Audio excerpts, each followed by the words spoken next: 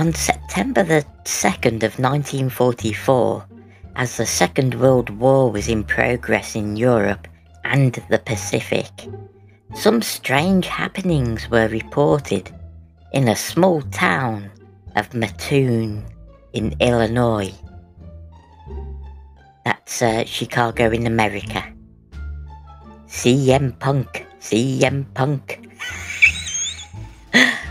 Yeah, I'm a wrestling fan, and CM Punk's one of my favourite wrestlers. Though he is not the best in the world, I am. Oh, and his wife. She's hot. She can fluff my tail any day.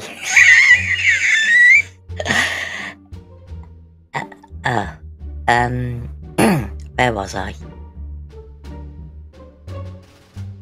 I'm Kingsley, and you're watching Kingsley TV. Let's get into the smelly case of the Mad Gasser of Mattoon.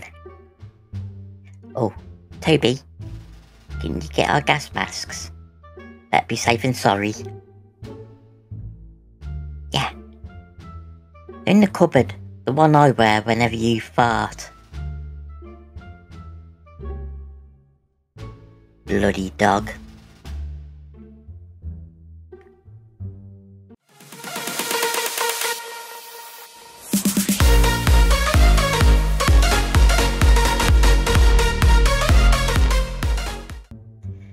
The front page of the town's newspaper described a mysterious attack by an anaesthetic prowler. The previous evening, a young housewife named 𝐊𝐢𝐧𝐬𝐐𝐲 had been laying in her bed reading the newspaper when she noticed a strong, sweet odour seeping into the bedroom. The smell made her and her 3-year-old daughter feel ill. But when 𝐊𝐢𝐧𝐬𝐬 tried to get out of bed, she couldn't move her legs. 𝐊𝐿𝐲's sister was staying at the house at the time, and upon learning of the strange odour and its ill effects, she dashed to the neighbour's house to have them contact the police. When the police investigated, they found nothing out of the ordinary.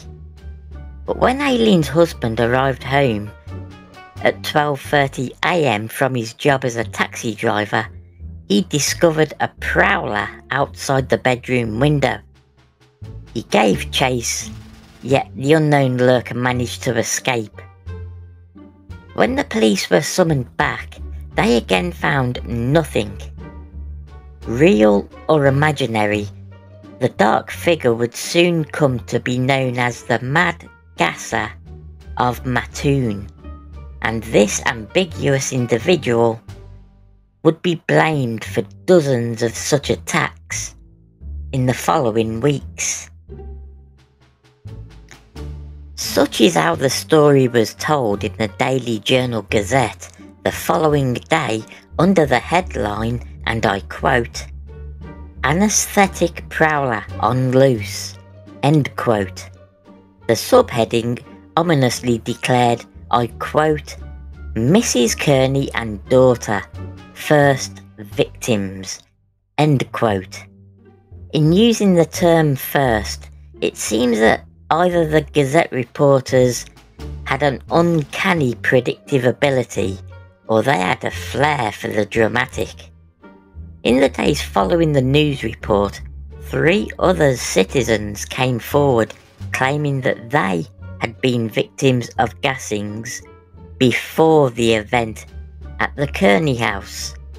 People spoke of lightheadedness, paralysis, upset stomach and vomiting, accompanied by a sickly, sweet odour. A few days later, on September the 5th of 1944, a Mrs. Cordes reported finding a small wet cloth on her porch, and when she picked it up, she was overcome by a powerful, sweet odour. Mrs. Cordes said, and I quote, "It was a feeling of paralysis. My husband had to help me into the house. and soon my lips were swollen and the roof of my mouth and my throat burned. I began to spit blood, and my husband called the physician. It was more than 2 hours before I began to feel normal again." End quote. Other newspapers quickly picked up on the story, and soon the entire country was reading about Mattoon's rumoured Mad Gasser. For months, US newspapers had been warning Americans that the Nazis might employ poison gas in attacks against civilians. So this sort of story sold a lot of newspapers to jittery citizens of Illinois. Reports of gassings continued and increased daily. And on September the 8th of 1944, the Gazette published an editorial criticising the police for not taking 𝐊𝐢𝐧𝐬𝐥𝐞𝐲-𝐓𝐕's report seriously. Shortly thereafter, 10 Illinois state police officers were assigned to the case, as well as 2 agents from the FBI. Before long, police began to receive reports of several attacks each night. Many victims reported a tall figure dressed in black fleeing from their property immediately after the attacks took place, as well as blue vapours and buzzing sounds. The Gazette continued its coverage as people throughout the country read of the events unfolding in Mattoon. Soon, large groups of armed citizens were roaming the town at night, following any police cars that were speeding off to investigate another attack. Police officers were ordered to start arresting the chasers, and tensions mounted. On September the 13th of 1944, 8 days and 3 dozen victims later. 3 dozen victims later. That is crazy. The reports of attacks abruptly halted. Investigators were at a complete loss for an explanation. Careful searches found no chemical evidence of harmful gases, and all the victims were completely free of any lingering symptoms, which is good news. The only suspect ever investigated in the attacks was a man named 𝐊𝐢𝐧𝐬𝐕. He was a student of chemistry, and he was bitter because he had been ostracised by the community as a suspected homosexual. He seemed a compelling suspect because he had the means and the motive, and most of the alleged attacks occurred near his home. But even after he was placed under constant surveillance, the reports of the attacks had continued. To this day, it is unclear who was responsible for the attacks, if anyone at all. Some have postulated that pollutants from nearby factories and industrial plants may have been the cause, but each report was so localised as to cast that possibility into doubt. The official investigation ultimately dismissed the Mad Gasser as an artefact of mass hysteria fed by the newspapers, which is certainly not outside the realm of possibility. After all, it wouldn't be the first time nor the last time that human imagination and embellishment conjured a threat from nothing at all. Now, apparently, some researchers managed to get a photo of this 𝐊𝐢𝐧𝐬𝐕, and well, a photo of him. Apparently it's a photo, and I'll just load this up and show you the photo. This is apparently him. So I'll just enlarge it.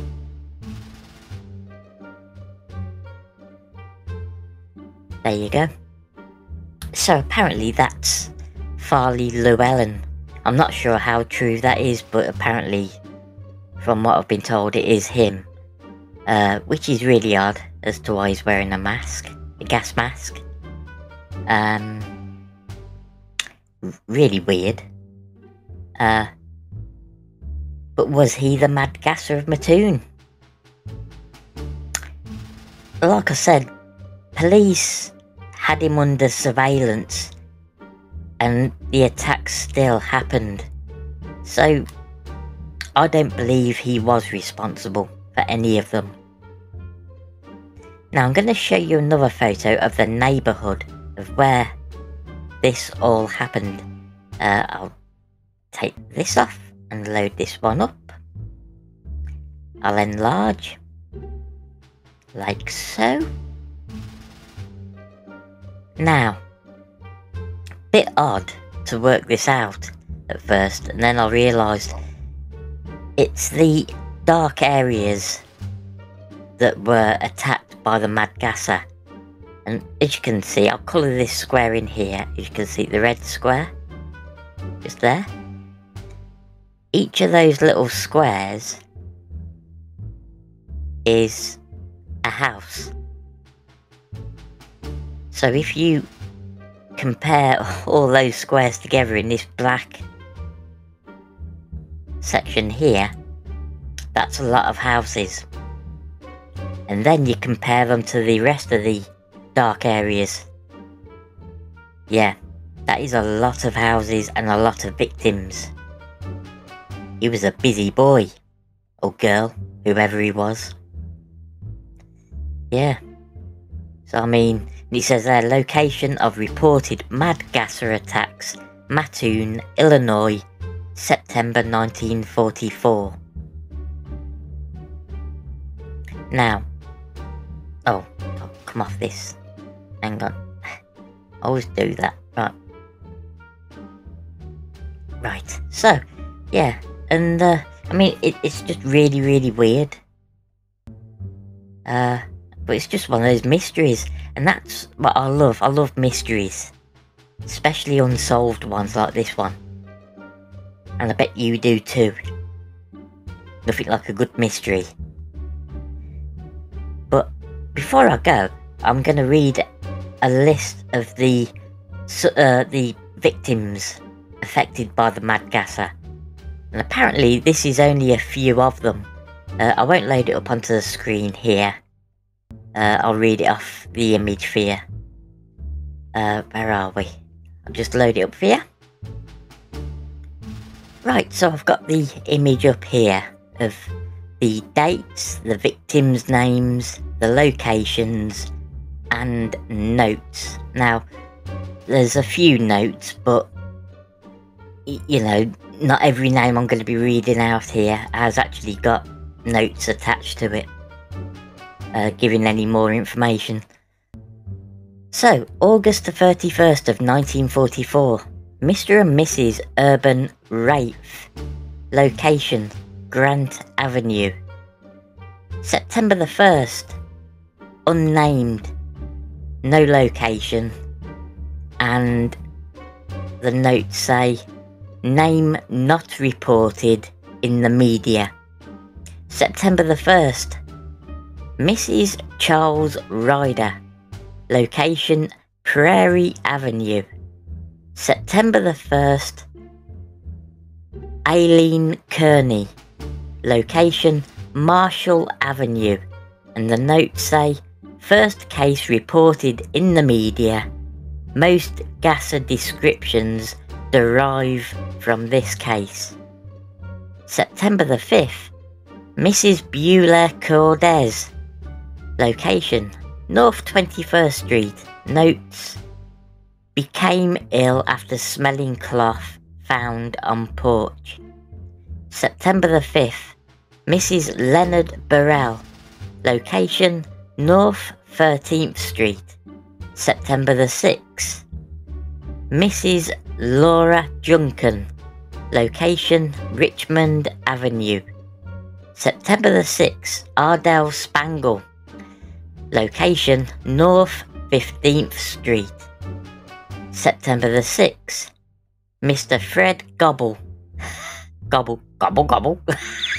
Anyway, there's no location, but in the notes it says, saw prowler believed to be the gasser. September the 6th. Mrs. Glenda Hendershot. Location South 14th Street. September the 6th. Mr. Daniel Spone. Location North 19th Street.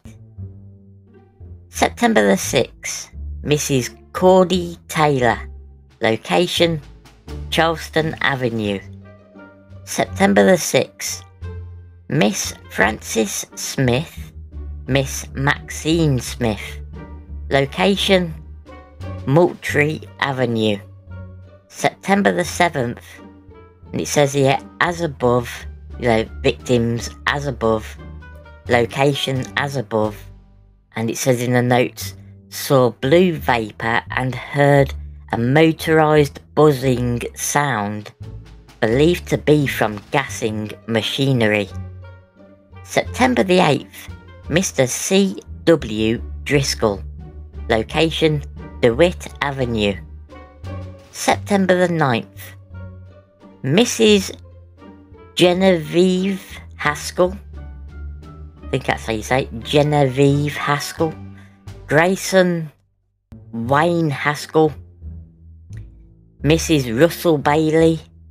And Miss Catherine Tuzo. Location Westwood. September 9th. Mrs. Lucy Stevens. Location North 32nd Street. September 10th. Name is unnamed. The location is Champaign Avenue. And notes, it just says name not reported in the media. September the 10th. Name again unnamed. The location 2112 Moultrie Avenue. And in the notes again it says name not reported in the media. September the 10th. Miss Frances Smith. Miss Maxine Smith of Moultrie Avenue. In the notes it said third reported attack. September 13th. Bertha Birch.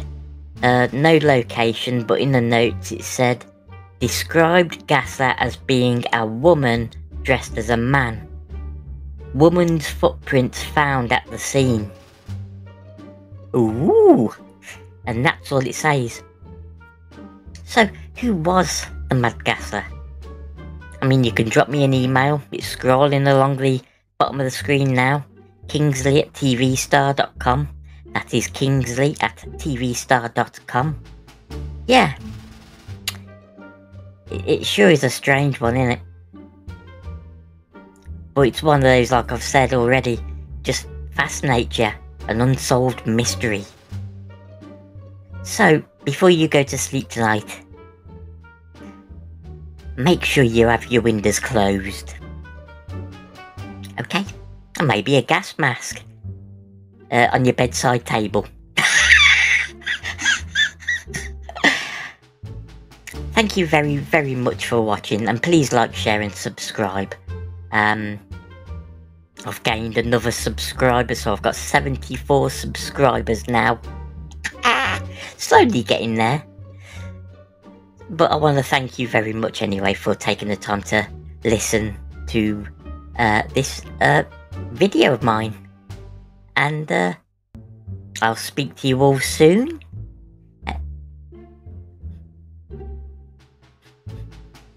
I can smell something not sweet.